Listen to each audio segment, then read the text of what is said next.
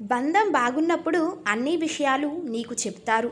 అదే బంధం చెడినప్పుడు నీ విషయాలు అందరికీ చెప్తారు. ఇదే లోకం పోకడ. మనం ఒకరి గురించి చెడుగా చెప్పి నిందలు వేసి వారిని ఎంత తక్కువ చేయాలని చూసినా వారి వ్యక్తిత్వం వారిని ఎప్పుడూ ఉన్నత స్థాయిలోనే ఉంచుతుంది.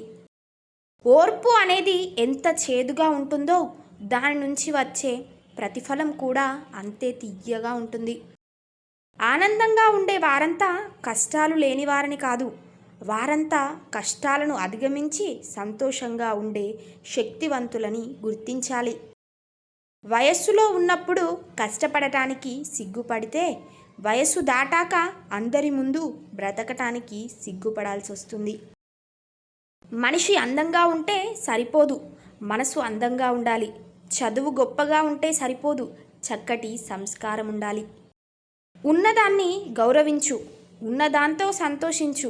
కావలసిన దాని గురించి నీ శక్తి వంచన లేకుండా ప్రయత్నించు. మనమంటే ఇష్టమున్న వారు మన మాటల వెనుక బాధను అర్థం చేసుకుంటారు.